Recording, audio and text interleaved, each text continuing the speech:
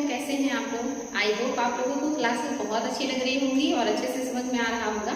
और हम इकोनॉमी में आज आगे बढ़ रहे हैं और आज जो आपका इम्पोर्टेंट चैप्टर है एफडीआई से संबंधित, तो आज हम जो भी टॉपिक पढ़ेंगे उसको बहुत ध्यान से देखिएगा। इसमें बहुत सारे डाटा हैं जिसको आपको हमेशा करंट से अपडेट रहना होगा ताकि यहाँ से अगर क्वेश्चन बने तो आप लोगों को प्रॉब्लम ना हो। तो चलिए बच्चों, आज की क्लास की शुरुआत करते हैं। और जो आपका आज का क्लास है इसका जो पहला हेडिंग है ये भुगतान संतुलन है। भुगतान संतुलन क्या होता है? तो भुगतान संतुलन का अर्थ एक देश के निवासियों का विश्व के अन्य देश के साथ किया गया आर्थिक लेन देन जिसमें वस्तुओं और सेवाओं तथा आय का लेन देन शामिल होता है।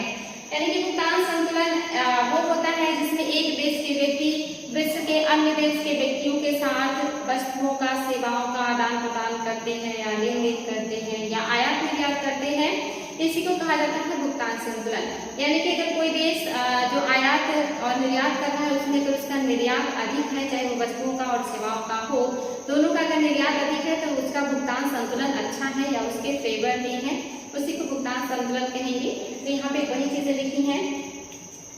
ये एक विद्वान है जिनका नाम है किंडल वर्ग के शब्दों में एक देश का भुगतान संतुलन उस देश के निवासियों द्वारा विदेशी देश के निवासियों के बीच किए गए सभी सौदों का क्रमबद्ध लेखा है। यानी कि एक देश के जो निवासी हैं वो जो दूसरे देश के निवासियों के साथ लेन देन करते हैं, खरीद बिक्री करते हैं, उसका जो क्रमबद्ध लेखा होता है वही भुगतान संतुलन होता है। ये किसने कहा है? ये कहा है किंडल वर्ग ने कहा है। ये ध्यान देंगे बच्चों। भुगतान संतुलन के दो भाग हैं, एक है दृश्य भुगतान संतुलन और दूसरा है अदृश्य भुगतान संतुलन। दृश्य में वो चीजें जो हमें दिखाई देती हैं उसे हम दृश्य में रखेंगे, जैसे वस्तुओं का आयात निर्यात, और अदृश्य चीजें उसमें ऐसी चीजें जो हमें दिखाई नहीं देती उसमें हम सेवाओं का आयात निर्यात करते हैं, जैसे शिक्षा हो गया, स्वास्थ्य हो गया या दूसरी सेवाएं जो टेक्नोलॉजी से संबंधित हो गई। ऐसे जितनी भी सेवाएं हैं वो अदृश्य व्यापार में रखे जाते हैं या अदृश्य भुगतान में रखे जाते हैं। और आपको पता होना चाहिए बच्चों, हमारा जो व्यापार है उसमें हम हमेशा सेवा के क्षेत्र में ही फायदा कमा पाते हैं। यानी कि वस्तुओं के निर्यात से हमें उतना फायदा नहीं है जितना फायदा हमें सेवाओं के निर्यात से मिलता है। तो ये जो सेवा है इसी को अदृश्य जो है क्षेत्र कहते हैं। यदि कोई पर्यटक, ये पॉइंट है एग्जाम में आ जाता है, ये जो है स्टेटमेंट दिया रहता है और वहाँ पे आपको आंसर सही करना होता है। यदि कोई पर्यटक भारत में आता है तो वह जिन सेवाओं का प्रयोग करेगा और उसके बदले में जो भुगतान करेगा उसे भारत के किसमें शामिल किया जाएगा, ऐसा क्वेश्चन बनेगा। तो वहाँ पे क्या होगा? उसे भारत का अदृश्य निर्यात एवं सेवाओं का निर्यात जो है माना जाएगा। यानी कि अदृश्य निर्यात या सेवाओं का एवं सेवाओं का निर्यात माना जाएगा। यानी कि अगर कोई विदेशी व्यक्ति हमारे देश में आता है और हमारे यहाँ कोई सेवा प्राप्त करता है और बदले में उसको पैसे दिए जाते हैं तो वो क्या कहलाएगा? तो वो अदृश्य निर्यात सेवाएं कहलाएगा या सेवा का निर्यात कहलाएगा। इंपॉर्टेंट है बच्चों, एग्जाम में बन सकता है कि अगर कोई विदेशी पर्यटक भारत में आता है और यहाँ की सेवाओं के बदले में भुगतान करता है तो वो किसमें शामिल किया जाएगा? आयात में, निर्यात में, वस्तुओं के आयात में, सेवाओं के आयात में या सेवाओं के निर्यात में। तो याद रखिए बच्चों, इसको किसमें शामिल करेंगे?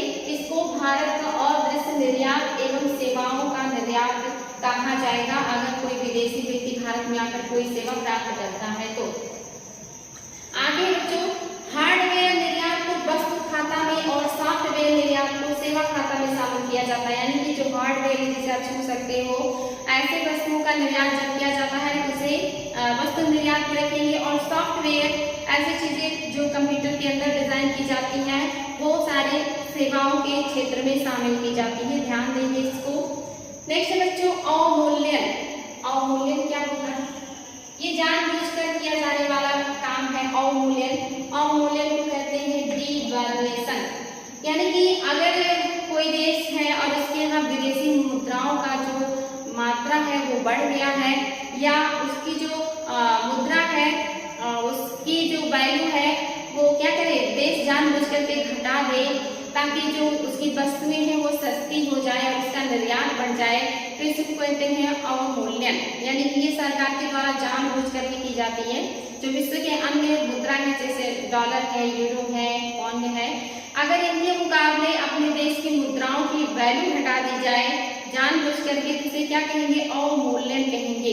और जब ऐसा होता है तो हमारी जो मुद्रा का मूल्य है वो घट जाता है, और जब मुद्रा का मूल्य घटेगा तो वस्तुएं सस्ती हो जाएंगी, और जब वस्तुएं सस्ती हो जाएंगी तो विश्व के जो अलग अलग देश हैं वो वस्तुओं का निर्यात हमारे यहाँ से बढ़ा देंगे, और फिर हमारे यहाँ का जो निर्यात है वो बढ़ जाएगा और जो आयात है वो घट जाएगा, क्योंकि जो आयातित वस्तुएं होंगी वो महंगी हो जाएंगी, क्योंकि हमारे यहाँ की जो मुद्रा की वैल्यू है या जो मूल्य है वो कम हो जाता है। तो एग्जाम में क्वेश्चन आता है कि जब अवमूल्यन होता है तो निर्यात बढ़ता है या आयात बढ़ता है? तो ध्यान देंगे बच्चों, जब हमारी मुद्रा की वैल्यू घटा दी जाएगी तो हमारे यहाँ की वस्तुएं सस्ती हो जाएंगी और फिर विश्व में इसका निर्यात बढ़ता है, आयात कम हो जाता है। तो हमारे लिए अवमूल्यन एक निश्चित मात्रा तक अवमूल्यन बहुत बढ़िया है, एक तरीके से हमारी अर्थव्यवस्था के लिए बहुत अच्छा काम करता है, जो कि हमारे यहाँ निर्यात बढ़ जाता है। लेकिन अगर ये अवमूल्यन बहुत ज्यादा हो जाए तो फिर ये हमारे लिए घातक भी सिद्ध होता है। तो ये इम्पोर्टेंट है, तो ध्यान दीजिए। अवमूल्यन या डिवैल्यूएशन का मतलब है कि जब अपनी घरेलू मुद्रा का वैल्यू विश्व की अन्य मुद्राओं के सापेक्ष कम कर दिया जाए, घटा दिया जाए, तो इसी को कहते हैं अवमूल्यन, और ये जानबूझ करके किया जाने वाला कार्य है। ध्यान देंगे। नेक्स्ट इसमें निर्यात बढ़ता है, ये पॉइंट ध्यान देंगे। भारत में अवमूल्यन यानी कि भारत में कितनी बार अवमूल्यन किया गया है? तो आप देखेंगे भारत में अब तक 3 बार अवमूल्यन किया गया है। एक तो आपका हुआ था 19 सितंबर 1949, ध्यान देंगे 19 सितंबर 1949 में अवमूल्यन हुआ था, और उस समय इंडिया में विदेशी मुद्राओं की जो संख्या है वो बहुत ज्यादा बढ़ गई थी। ऐसे में उनको उनकी कीमत को घटाने के लिए या उन पर कंट्रोल करने के लिए सरकार ने ऐसे कदम उठाए थे। दूसरा जो अवमूल्यन हुआ है ये 5 जून 1966 को हुआ है, और आप जानते हैं कि 1962 में चीन ने आक्रमण किया भारत पर, 1965 में पाकिस्तान ने भारत पर आक्रमण किया, और 1966-67 में बहुत भीषण अकाल पड़ा भारत में, जिसकी वजह से हमारी जो अर्थव्यवस्था है वो पूरी तरह चरमरा गई थी। हमारे यहाँ के जो लोग हैं उनके लिए बहुत ज्यादा प्रॉब्लम हो गई थी। ऐसे में गवर्नमेंट ने अपने यहाँ की जो मुद्रा है उसकी वैल्यू घटा दी थी, ताकि जो वस्तुओं का निर्यात है वो बढ़े और हमारी जो अर्थव्यवस्था है वो फिर से पटरी पे आए। तो ये 1966 में किया गया, जो दूसरा है अवमूल्यन। तीसरा जो हुआ है 1 से 3 जुलाई 1991 में हुआ है। 1991 का डेट बहुत इंपॉर्टेंट है, यहाँ पर एलपीजी लागू हुआ था, यानी कि उदारीकरण, वैश्वीकरण और निजीकरण लागू हुआ। और जब ऐसा हुआ तो बहुत सारी कंपनियां भारत में निवेश करने के लिए आई, और भारत में एक बार फिर जो है विदेशी मुद्राओं का जो भंडारण है वो बहुत ज्यादा बढ़ गया, जिससे अर्थव्यवस्था को सुचारू रूप से चलाने में प्रॉब्लम होने लगी। और ऐसे में सरकार ने फिर से एक बार मुद्रा का अवमूल्यन किया था, यानी कि मुद्रा की वैल्यू घटा दी थी। तो ये तीसरी बार किया गया है 1991 में। ये तीनों डेट याद रखेंगे, बच्चों पूछता है कि कितनी बार हुआ है या कब कब हुआ है। ये 3 है आपके पास, सबका डेट वाइज है, इसको ध्यान देंगे। नेक्स्ट है अधिमूल्यन, यानी कि सेम अपोजिट। अवमूल्यन का मतलब मुद्रा की वैल्यू घटाना, और अधिमूल्यन का मीन्स होता है कि मुद्रा की जो वैल्यू है वो बढ़ा देना। मुद्रा की वैल्यू जब बढ़ेगा तो क्या होगा? हमारे यहाँ की जो वस्तुएं हैं वो महंगी हो जाएंगी, और जब वस्तुएं महंगी हो जाएंगी तो लोग निर्यात कम हो जाएगा, यानी कि विश्व के जो देश है वो हमारे यहाँ से वस्तुओं का अपने यहाँ आयात कम कर देंगे। हमारे यहाँ की वस्तुओं का जो निर्यात है वो घट जाएगा, क्योंकि वस्तुएं महंगी हो जाएंगी। और ऐसे में जब मार्केट में वस्तुएं महंगी हो जाएंगी तो लोग क्या करेंगे? विदेशों से सस्ती वस्तुएं आयात करेंगे और आयात करके मार्केट में उतारेंगे, ताकि जो है लोग उसको खरीदे और हमें फायदा हो। और हर इंसान सस्ती चीजें खरीदना पसंद करता है, तो ऐसे में आयात बढ़ जाता है, निर्यात कम हो जाता है।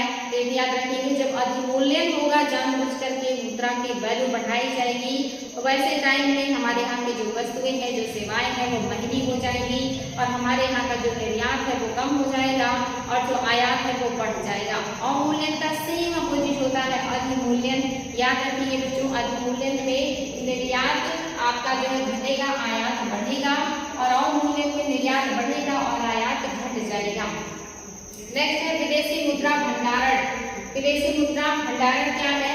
किसी जो है अर्थव्यवस्था के समय विशेष में कुल विदेशी मुद्रा भंडार कहा जाता है, यानी किसी अर्थव्यवस्था में किसी समय विशेष में जो भी उसके पास विदेशी मुद्राओं का भंडार होता है उसी को विदेशी मुद्रा भंडार कहते हैं। किसी भी देश के विदेशी शामिल होते हैं।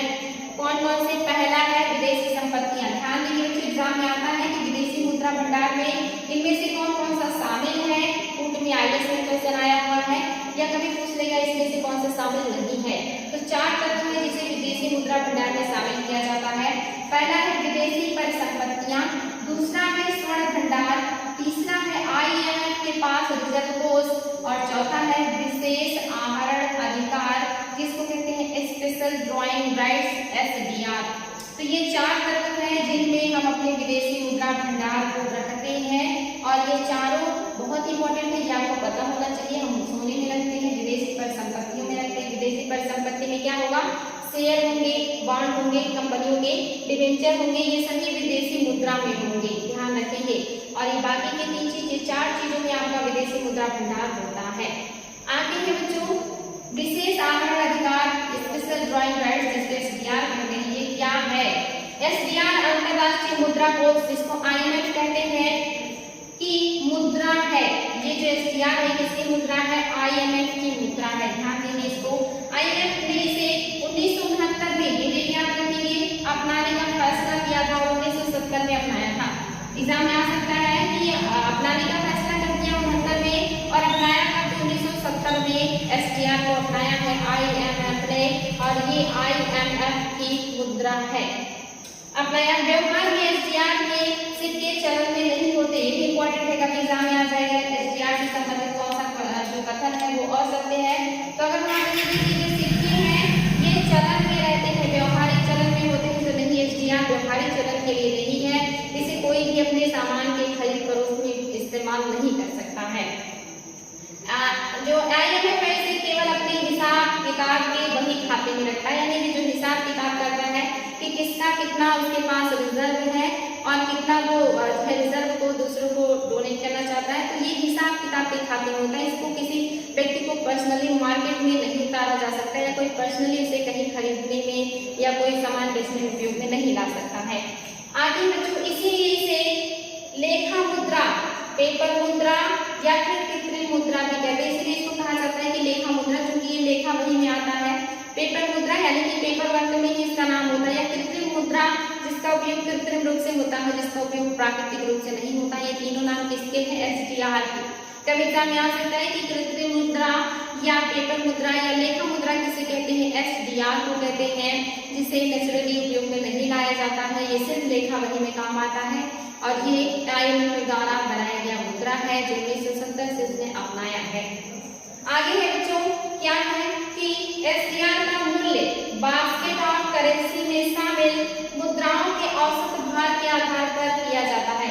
यानी कि जो IMF है इसका मुद्रा है SDR, और ये जो विश्व में जो लोग विदेशी मुद्रा भंडार रखते हैं उसमें SDR की मात्रा जब चाहते हैं, या जो IMF है ये बहुत सारे देशों के डोनेशन से बना है, तो वहाँ पे जो लोग अपने विदेशी मुद्राएं डोनेट करते हैं, जैसे उसकी जो हिस्सेदारी है उसमें जो सबसे ज्यादा पैसे लगाता है उसका उसमें ज्यादा प्रभुत्व होता है।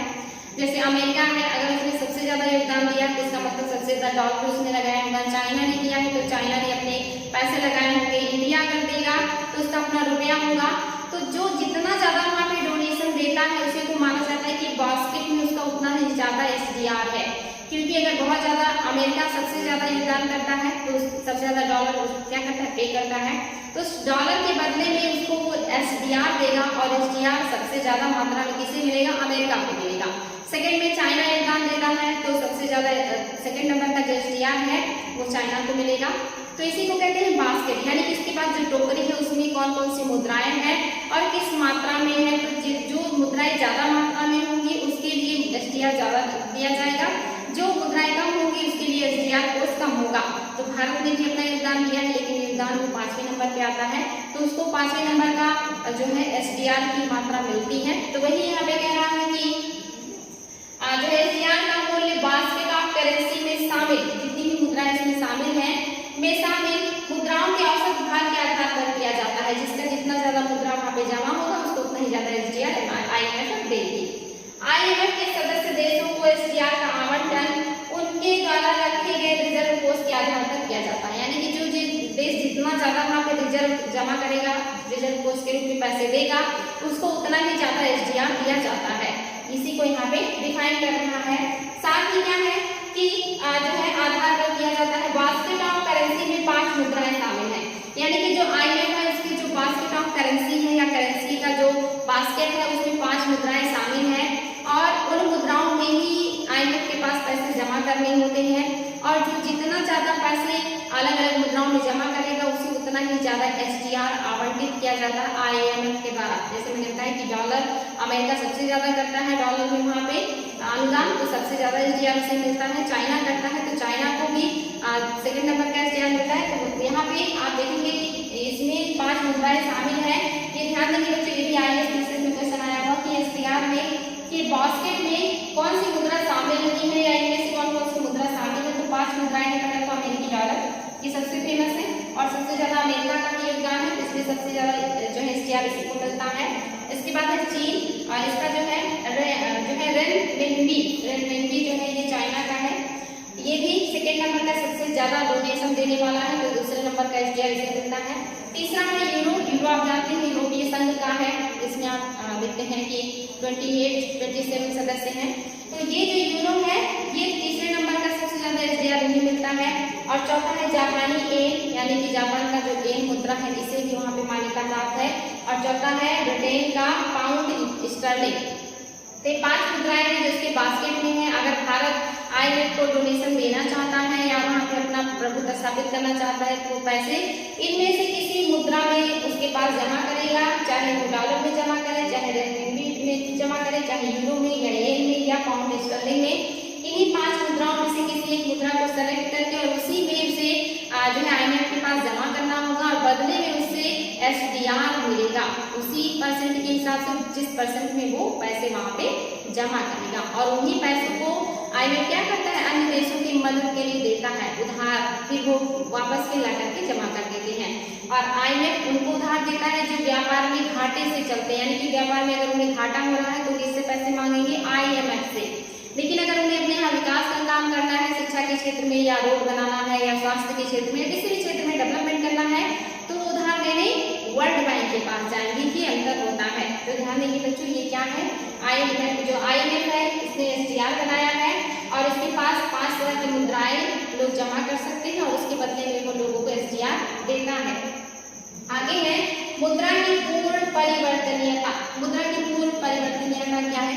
सबसे आसान भाषा में मुद्रा आसानी से दूसरी मुद्राओं में परिवर्तित हो जाए तो इसी को क्या कहेंगे, मुद्रा की पूर्ण परिवर्तनीयता। जैसे मान लीजिए इंडिया का पैसा है, अब ये पैसा आप देश में जिस मुद्रा से चाहिए उस मुद्रा से आसानी से ये बदल जाए, उस देश में आप जाकर के रुपए को दे करके उस देश की मुद्रा को प्राप्त कर लें। इस तरह की अगर मान्यता है किसी देश की पैसे का विश्व में तो उसी को कहते हैं रुपए की पूर्ण परिवर्तनीयता। यानी कि हम आसानी से किसी विदेशी को अपने पैसे दे दें, वो यानी कि रुपए को दूसरे पैसे में कन्वर्ट कर दें और दूसरे पैसे को आसानी से फिर अपने रुपए में कन्वर्ट कर दें। अगर ये हम कर पा रहे हैं तो यानी कि रुपए का जो है वो पूर्ण परिवर्तनीय है, वो आसानी से दूसरी मुद्राओं में और दूसरे मुद्राओं से वापस पैसे में परिवर्तित हो सकता है। ये सबसे आसान भाषा मैंने आपको बताया है। वही यहाँ पे है मुद्रा की परिवर्तनीयता अंतरराष्ट्रीय व्यापार में एक महत्वपूर्ण कारक है, क्योंकि अगर ये परिवर्तनीय नहीं होगा तो विश्व के अन्य देशों के साथ हम कैसे व्यापार करेंगे। अगर हमारे पैसे की मान्यता वहाँ नहीं होगी, वो लोग एक्सेप्ट नहीं करेंगे तो फिर ये आसान नहीं है। इसलिए क्या है कि अंतरराष्ट्रीय जो व्यापार है उसके लिए बहुत ही जरूरी है कि रुपया जो है वो परिवर्तनीय है। यदि मुद्रा को पूर्ण रूप से परिवर्तनीय बना दिया जाए तो कोई भी व्यक्ति इच्छित मात्रा में जितना मात्रा चाहे घरेलू मुद्रा को विदेशी मुद्रा में तथा विदेशी मुद्रा को घरेलू मुद्रा में बाजार पर निर्धारित विनिमय दर पर बदल सकता है। यानी कि जो भी वहाँ का बाजार है जिसमें वो निर्धारित है, जैसे $1 के बदले हमें कितना रुपया देना है, उस आधार पे हम उसको परिवर्तित कर सके डॉलर में और डॉलर से वापस से रुपए में परिवर्तित कर सके। अगर ये हो जाता है तो ये अंतर्राष्ट्रीय व्यापार के लिए बहुत अच्छा है और इसी को कहा जाता है कि हमारा जो रुपया है वो पूर्ण परिवर्तनीय है। हम अपने रुपए को किसी भी मुद्रा में बदल सकते हैं और किसी मुद्रा को वापस फिर अपने रुपए में बदल सकते हैं। इतनी विश्वसनीयता अंतर्राष्ट्रीय मार्केट में हमारी है। अगर ऐसा है तो बहुत अच्छी बात है। आगे बच्चों फेरा और फेमा। फेरा और फेमा क्या है?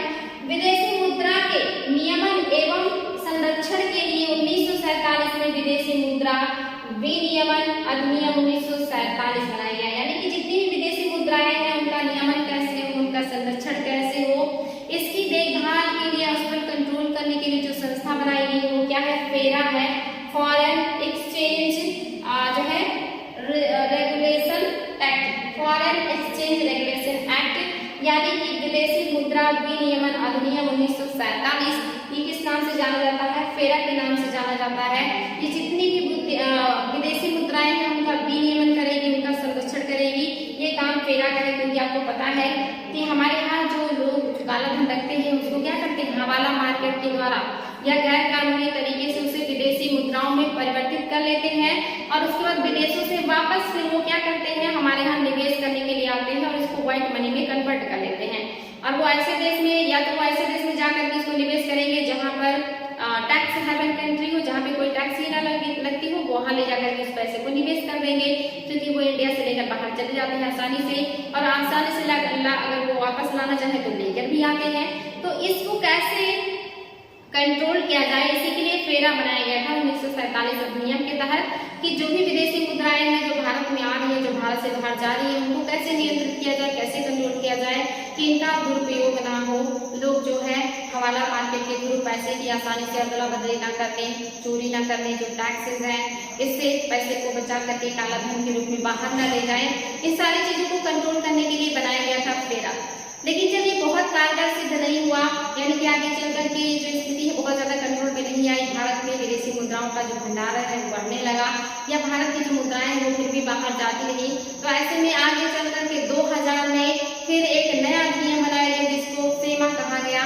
एग्जाम में आता है कि फेमा कब बना था, तो 2000 में ये बना था, और ये अधिनियम 1999 के तहत बना था, और जो फेरा है ये अधिनियम 1947 के तहत बना है। ये दोनों विदेशी मुद्राओं को जो है एक तरीके से कंट्रोल करने के लिए बनाया गया था, जिसके तहत आरबीआई को विदेशी मुद्रा बाजार का संरक्षक बनाया गया या नियुक्त किया गया। यानी कि इस फेरा के तहत विदेशी मुद्रा बाजार का जो संरक्षक है किसे बनाया गया है, तो आरबीआई को बनाया गया कि आप इसके हेड के रूप में रहेंगे, कंट्रोल करेंगे।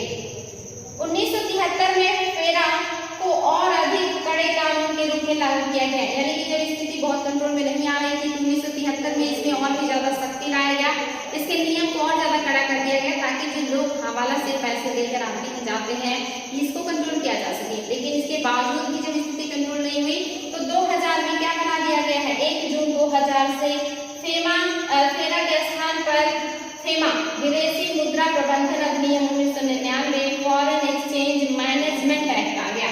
यहाँ पे रेगुलेशन एक्ट था, यहाँ पे मैनेजमेंट एक्ट आ गया। इसको और भी बेहतर तरीके से लागू करने के लिए लाया गया कि जो स्थिति है इसको कंट्रोल किया जाए। हालांकि ये स्थिति इतनी आसानी से कंट्रोल में नहीं आने वाली है, ये कहीं ना कहीं चीजें होता रहता है, लेकिन सरकार इसको कंट्रोल करने का प्रयास करती है अलग अलग माध्यमों से। तो जो फेरा और फेमा है ये दोनों विदेशी मुद्राओं के एक्सचेंज, उसके संरक्षण, उसके नियंत्रण के लिए बनाए गए थे। याद रखेंगे बच्चों, 2000 में फेमा का आज स्थापना किया गया है। आगे है अल्पावधि ऋण तथा दीर्घावधि ऋण, यानी कि वो ऋण जो 1 साल से कम समय के लिए मिले और जिनका टाइम पीरियड 1 वर्ष से कम हो, वो अल्पावधि ऋण कहलाएंगे। और जिन ऋण की जो अवधि है वो 1 वर्ष से अधिक का हो, चाहे वो कितना भी हो, लेकिन 1 वर्ष से कम अधिक हो, तो उसे क्या कहेंगे, दीर्घावधि ऋण कहेंगे। ये अंतर है बच्चों अल्पावधि ऋण में और दीर्घावधि ऋण में। विदेशी ऋण एवं सहायता, ऋण और सहायता में क्या अंतर है बच्चों, तो आप देखेंगे कि जब आप विदेशों से पैसा लेना चाहते हैं, जैसे मान लीजिए आपके यहाँ बहुत ज्यादा जरूरत है, कुपोषण है, भूखमरी है, चिकित्सा की व्यवस्था नहीं है, शिक्षा की अच्छी व्यवस्था नहीं है, और उसके लिए आप विदेशों से मदद लेने जा रहे हैं, और वहां पर अगर आपको जो ऋण है वो कम ब्याज पर दिया जाता है, आसान शर्तों पर दिया जाता है, यानी कि आप बहुत कम ब्याज हमें दीजिएगा और इसमें कोई बहुत ज्यादा शर्त नहीं है कि अगर आप वापस नहीं कर पाते हैं तो आपको इस तरह से दंड दिया जाएगा या इतने ज्यादा जुर्माने लगाए जाएंगे। अगर बहुत आसान शर्तों पर और बहुत कम ब्याज पर आपको पैसे मिल जाते हैं किसी देश या किसी संस्था से, जैसे कहेंगे आर्थिक सहायता, कि वो आपकी मदद कर रहा है, क्योंकि वो बदले में ना तो कोई कठोर शर्त रख रहा है और ना ही ज्यादा ब्याज मांग रहा है। लेकिन अगर ये उच्च ब्याज पर और कठोर शर्तों पर आपको कहीं से मिले तो उसे क्या कहेंगे, कर्ज कहेंगे, क्योंकि वो कहेगा कि अगर इतने टाइम के बाद आपने वापस नहीं किया तो हम आपकी संपत्ति ले लेंगे, या इस पर इतना ज्यादा हमारा ब्याज बनेगा, हमें उतना ज्यादा ब्याज चाहिए। तो अगर ऐसा है तो वो क्या हो गया, वो कर्ज हो गया। लेकिन अगर आसान शर्तों पर और बहुत कम ब्याज पे आपको किसी से पैसे मिल जाते हैं तो ये क्या हो गया, ये सहायता हो गई, ये मदद हो गई। तो ये अंतर होता है विदेशी ऋण एवं सहायता में। नेक्स्ट है ऋण जाल। ऋण जाल आप जान ही रहे हैं, जाल मीन्स होता है ट्रैप, यानी कि अगर कोई किसी जाल में फंस जाता है तो निकल नहीं पाता आसानी से। और जो ऋण जाल है ये क्या होता है, जब भी कोई व्यक्ति किसी से ऋण लेने जाता है और ऋण का जो दर है वो बहुत उच्च हो और जो ऋण वापस करने की जो अवधि है वो बहुत निम्न हो, यानी कि आपको बहुत कम समय के लिए और बहुत उच्च ब्याज पर कोई पैसे दे और आप जिस काम के लिए लाए थे वो काम भी ना हो पाए और आपके पैसे भी खत्म हो जाए, लेकिन आपको कुछ ही समय बाद वो पैसे वापस करने हैं और अगर नहीं करेंगे तो इस पर आपको बहुत ज्यादा ब्याज देना है। तो ऐसे में क्या होगा, इंसान उसको वापस करने के लिए फिर किसी और से ऋण लेगा, या फिर वो अगर उसको जो है किसी और से ऋण नहीं ले रहा है तो उसको उच्च ब्याज वहन करना पड़ेगा और वो ब्याज करके इतना ज्यादा हो जाएगा कि इसको पूरा करना उसके लिए आसान नहीं होगा। और अगर किसी और से ऋण लेता है और इस ऋण को पूरा करता है तो किसी और के ऋण में जाल में फंस जाएगा, यानी कि कहीं ना कहीं या तो वो ब्याज के दर में फंस जाए या तो जो है लिए हुए ऋण के दर में फंस जाए और इसमें वो फंसा रहे, एक को चुकाने के लिए दूसरे से ले, या जो उसकी मूल पूंजी है वो चुका पाए लेकिन ब्याज अभी बाकी रहे और ये वो चुका ना पाए, उसमें फंसा रहे, तो इसी को क्या कहते हैं, ऋण जाल कहते हैं। कि व्यक्ति एक ऋण से ऋण होने के लिए दूसरा ऋण ले रहा है और उसी में फंसा हुआ है, बाहर नहीं निकल पा रहा है, इसको कहेंगे ऋण जाल। इंपॉर्टेंट है और आसान भी है। प्रत्यक्ष विदेशी निवेश, ये इंपॉर्टेंट है बच्चों। मान लीजिए कोई विदेशी कंपनी और हमारे यहाँ निवेश कर रही है और वो हमारे यहाँ किसी कंपनी में 10% से प्लस निवेश करती है।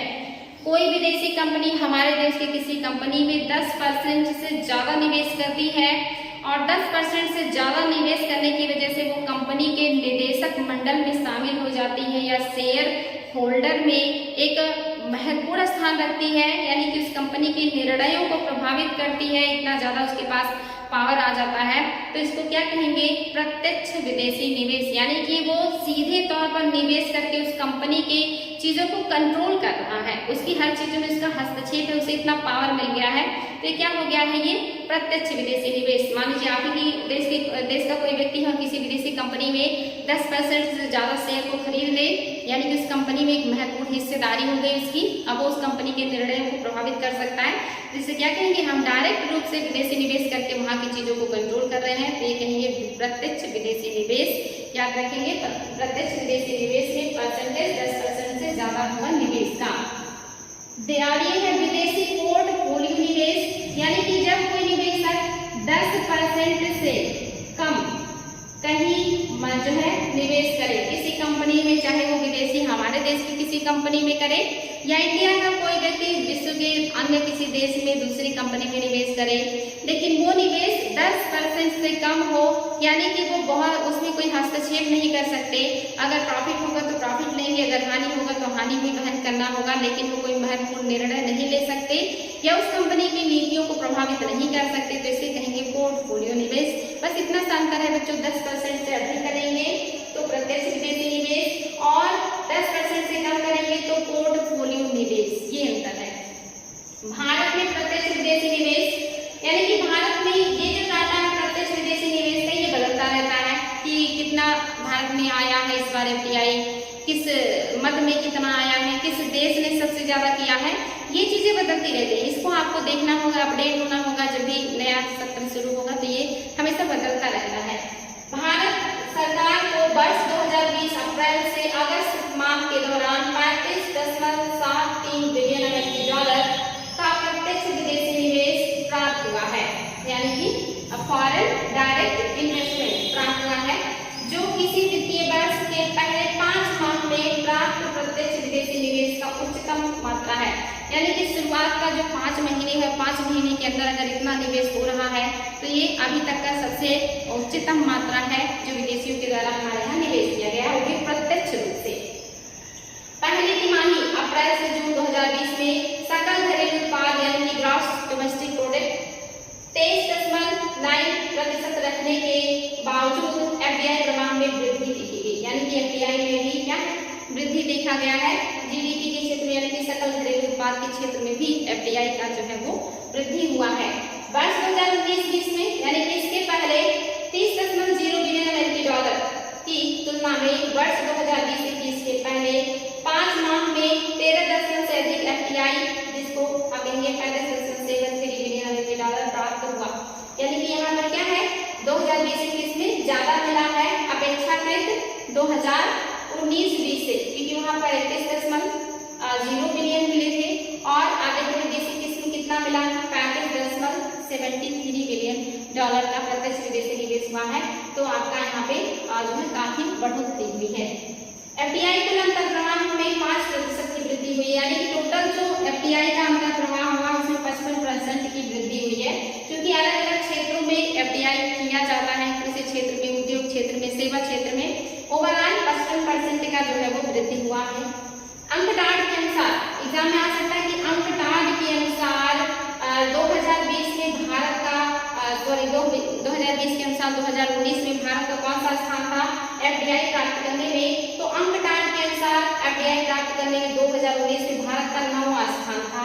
याद रखिए बच्चों, 19 में 9वां स्थान था, लेकिन 2020-21 में 5वां स्थान हो गया है। ये ध्यान देंगे, अभी वर्तमान में भारत का FDI प्राप्त करने वाले देशों में 5वां स्थान है। वेरी वेरी इंपॉर्टेंट है।